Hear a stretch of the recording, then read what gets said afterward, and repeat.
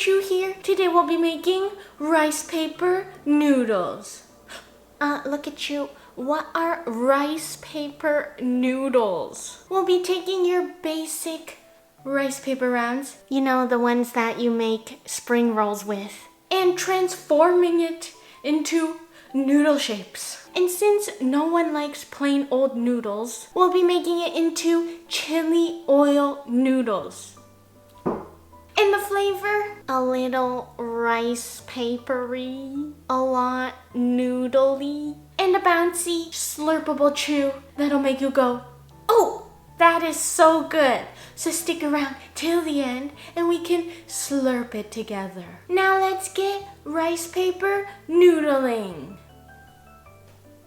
I bet you think that rice paper, you can actually see me talk through it. Cool. Is the most important ingredient to this dish. But you are correct, because it is. I have here some 22 centimeter rounds. The same size as your noggin, right? So with your rice paper in hand, you'll need to gather 5 sheets of rice paper. Yes, 5. I know it sounds like a lot, but it's the perfect amount. Fill a large bowl with some warm water and using both hands, gently submerge the sheets into the water, letting it soak for 10 seconds.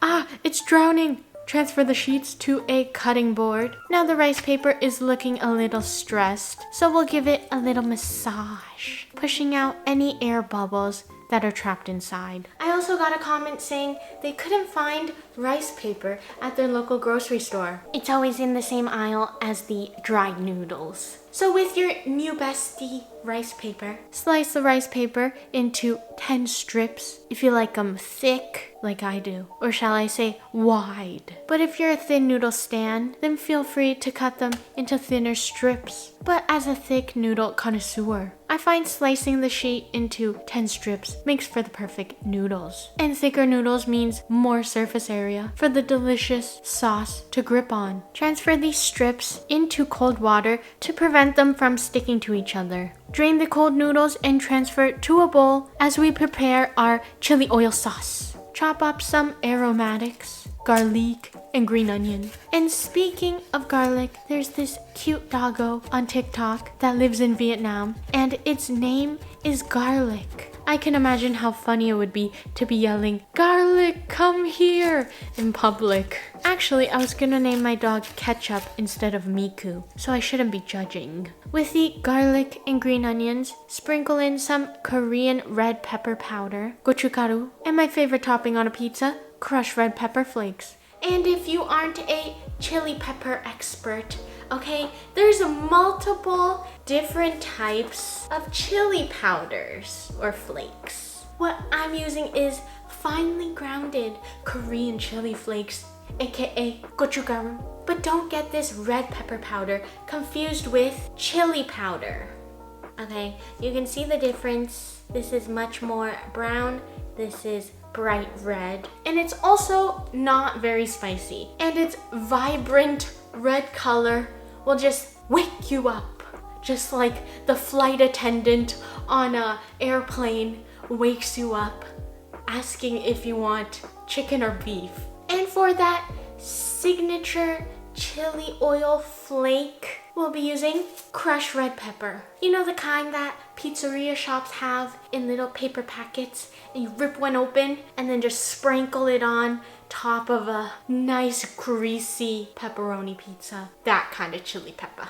Look at you. That looks pretty spicy considering you have 2 types of chili peppers. So to balance it out, we'll add some granulated sugar, but you can also use honey. Now, I'll be using 2 types of soy sauce today. Dark soy sauce, which adds a lovely mahogany color to the noodles, and light soy sauce, which helps balance the soy flavor from the dark. But if you don't have these, then just use regular soy sauce for both. And we're going to glug in my favorite drink of all time, vinegar, Chinese black vinegar to be specific. And you're probably wondering, look at you, that does not look like chili oil. You literally just added some spices and toppings onto your noodles. Well, if you haven't seen those videos of super hot oil getting poured on top of noodles and then it goes sizzle sizzle, okay?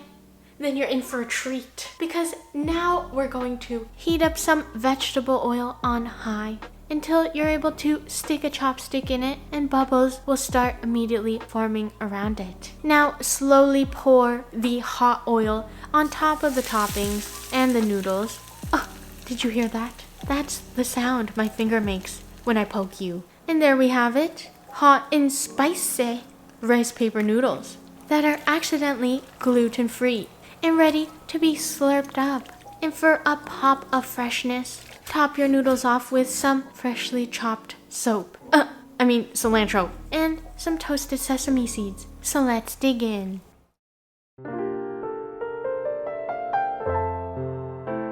Alright, so this is the finished product and I'm super excited. Ooh, look at that. Look at that, gorgeous, just like you.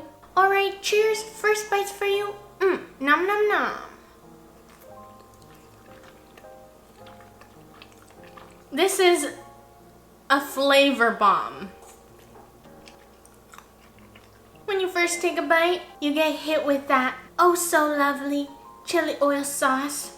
You know, that garlic, a nice kick of spice, some green onion flavor, nice and savory, and a hint of sweetness from the sugar.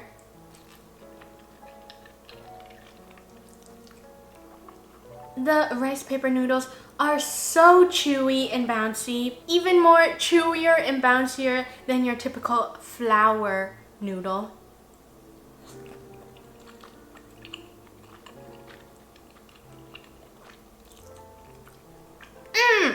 The rice paper noodle is much lighter and more refreshing than your typical noodle. Has a nice kick, not too spicy though, even though it looks pretty spicy. And it's basically what you'd imagine fresh spring rolls, the skin to taste like. This is the perfect noodle hack for those of you that have a huge container of rice paper. You don't know what to do with it? Make rice paper noodles.